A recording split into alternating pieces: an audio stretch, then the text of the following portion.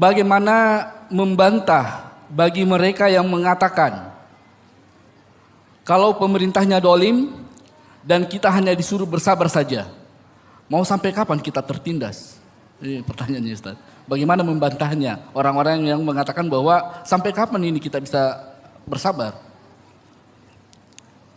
Baik, jadi kalau pemerintah zalim, terus kita diperintah bersabar saja, sampai kapan kita bersabar? Ya itulah kesabaran. Memang sabar itu nggak ada batasnya. Ya, sabar, kemudian sabar, lalu bersabar, setelah itu sabar lagi, dan ditutup dengan sabar lagi. Ya, semuanya sabar.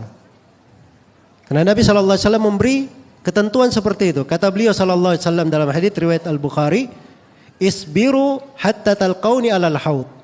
Sabarlah kalian sampai kalian menjumpaiku di telaga. Nabi kita jumpai di telaga. Telaga mana ini? Al-Kautsar. Bukan telaga goa sana ya.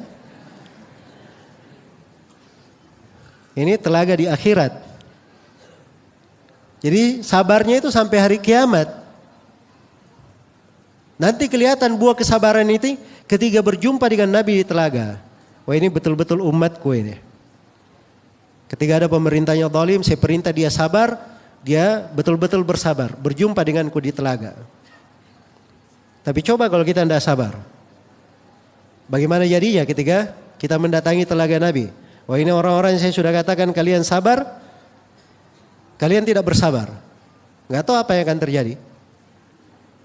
Dan harus diketahui bahwa ada orang-orang yang diusir dari telaga Nabi. Ketika ditanyakan oleh Nabi kenapa mereka diusir, dikatakan kepada beliau, innaka la tadri ma ahdathu ba'dak. Kamu ya Nabi Muhammad tidak mengetahui apa yang mereka ada-adakan setelahmu. Itu tidak sabar terhadap kezaliman pemerintah, itu masuk di dalam mengada-adakan perkara menyelisih perintah Nabi. Itu bisa saja masuk di dalam golongan orang-orang yang terusir dari telaga Nabi Sallallahu Alaihi Wasallam. Ya. Kemudian yang kedua, ini orang yang yang berucap seperti ini. Saya nggak tahu dia dengan pemerintah itu masalah apa? Masalah pribadi kah? Atau masalah terkait dengan kebanyakan orang? Kalau masalah pribadi begitu cara berpikirnya, menuntut jiwanya itu besar sekali menuntutnya. Tapi kalau masalah dia tidak ada masalah pribadi, itu akal sehat. Agama dua di dalamnya. Kita diperintah bersabar.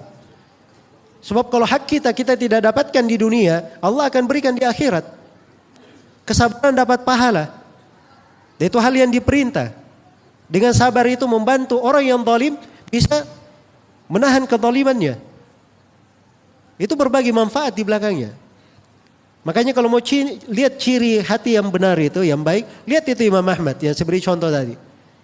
3 generasi pemerintahan coba diperlakukan tidak benar. Tapi bersamaan dengan itu, beliau berkata kalau saya punya doa yang dikabulkan, saya akan peruntukkan doa ini untuk kebaikan pemerintah. Nah, itu hati yang bersih itu. Iya.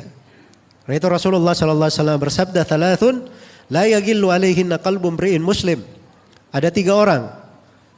Ada 3 perkara. Yang kalau 3 perkara ini berada di hati seorang muslim, hati ini tidak akan membawa dengki, tidak ada penyakit sama sekali di hatinya. Yang pertama, ikhlasul amali lillah. Dia mengikhlaskan amalan untuk Allah. Dan yang kedua, ta'atu ulatil amr. Dia taat kepada para pemimpin. Kemudian yang ketiga, waluzumu jama'atihim. Komitmen di dalam kebersamaan mereka, di dalam jemaah kaum muslimin. Ini ciri hati yang bersih, hati yang baik, tidak ada dengki padanya. Semoga Allah Subhanahu wa taala menganugerahkan kepada kita semua hati-hati yang baik dan bersih dan menjadikan kesabaran sebagai mahligai yang paten di dalam dada-dada kita.